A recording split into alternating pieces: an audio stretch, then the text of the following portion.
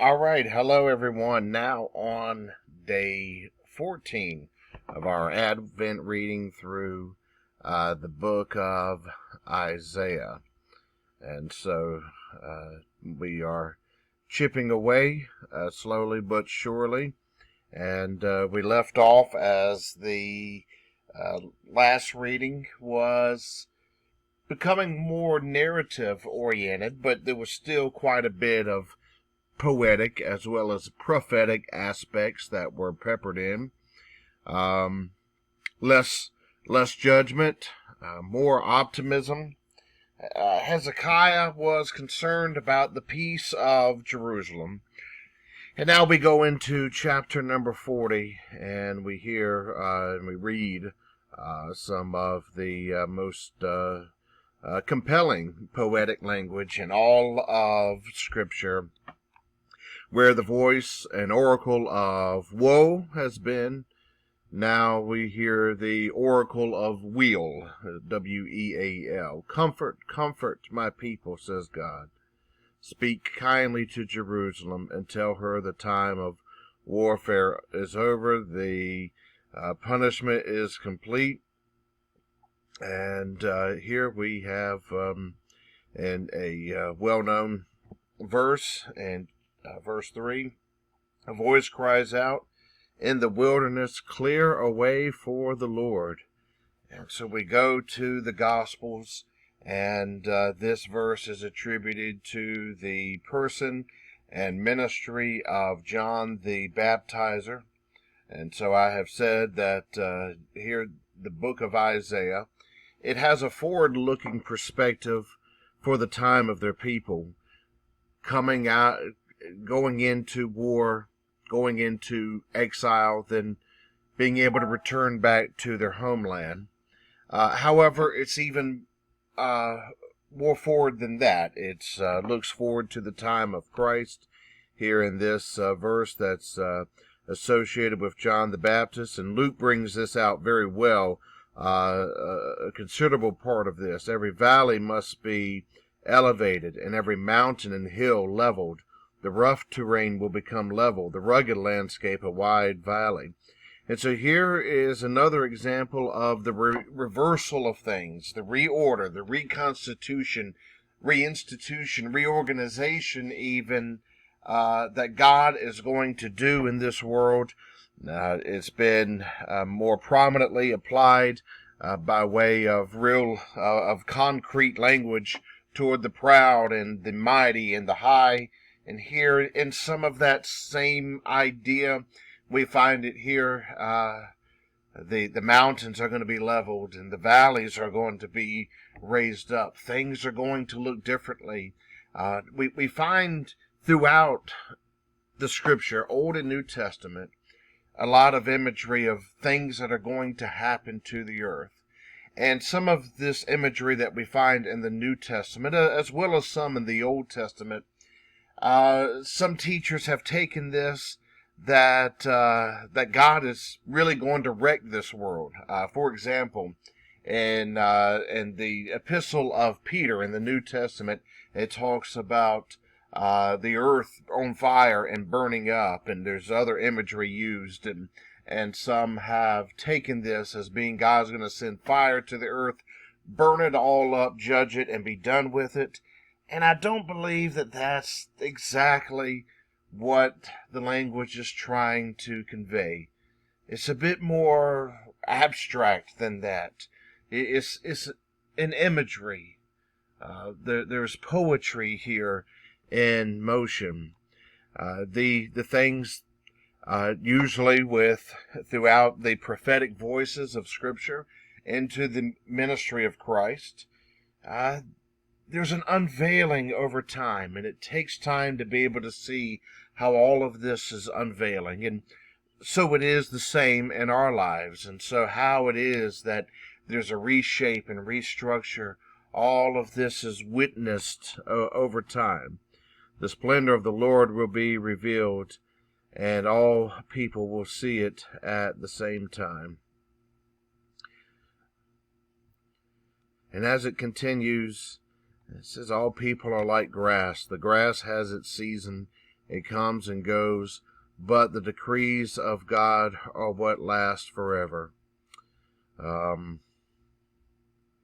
in verse 8. Then go up onto a mountain, proclaim that here is your God. Now, these are people who have been through social, geopolitical turmoil. Now, go and proclaim, here is your God. Look, the sovereign Lord comes as victorious warrior. His military power establishes his rule. These people have suffered some loss in war. And here, simultaneously, there's this promise that God is victorious.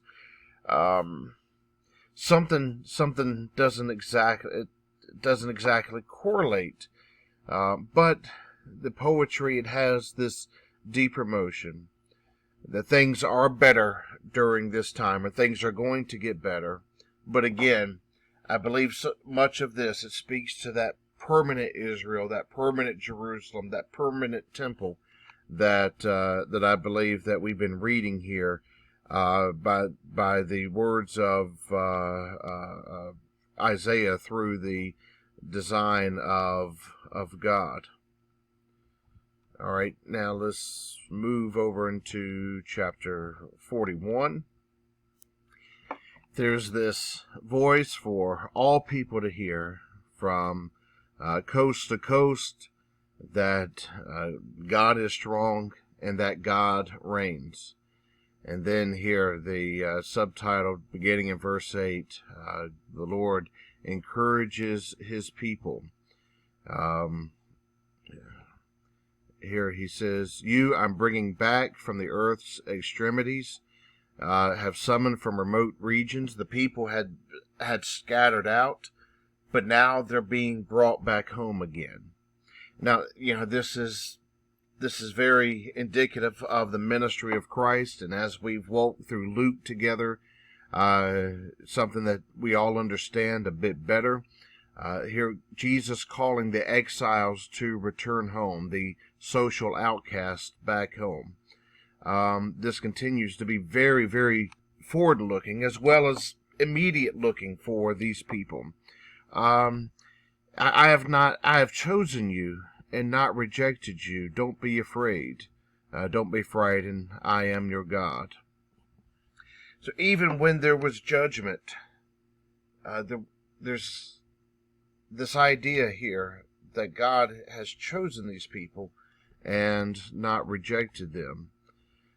Sometimes it's when we look at the situation in our world even today, and I know some have speculated that everything with the COVID is God's judgment, which isn't a view that I take. However, even if it's so, it would be wrong to say that the COVID is here or whatever calamity because God has rejected the world, that he created the world, he did the best that he could, poor fella, but yet it went wrong, and now he's just trying to hurt the world.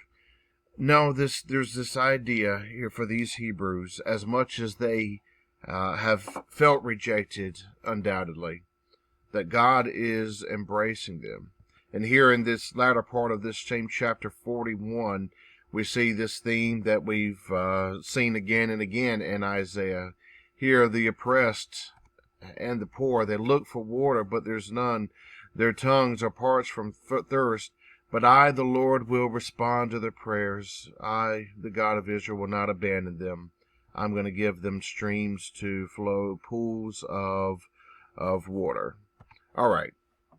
Now, verse 42. Isaiah, he has been commissioned already before. We found it in the early part of the book to go and speak to a people who will not hear, show to a people who will try to look and not be able to see. Here, there's this commissioning again for God's servant. And in the Gospels, we see that portions of this, perhaps all of this, applies to Christ in one way, shape, or form. And it's we have a lot more optimistic language now going forward than we had in the early readings of this. Here is this servant here of God. He will faithfully make just decrees. He will not grow dim or be crushed before establishing justice on this earth. Remember what I've said justice is in the biblical context. It's the way things are supposed to be.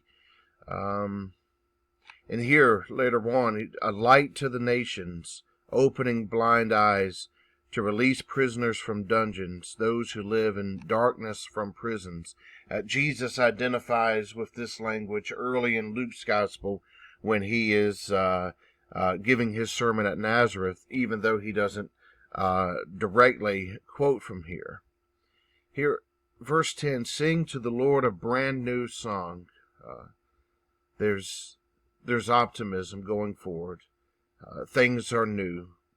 Things are, you sing a new song of sorrow when things are bad. It prompts deeper feelings and reflections. But here in this case, sing a song because the deeper feelings and reflections are that of positivity. The wilderness and its cities cry out. The residents shout joyfully. They're on the mountaintops. They're happy, giving God what he deserves.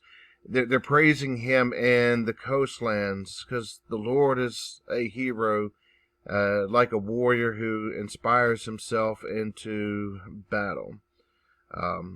Here, it's you'll read all of this for yourself. It's beautiful language here. I'm 12 minutes in, but I will see you tomorrow as we will be in day 15. Take care, everyone.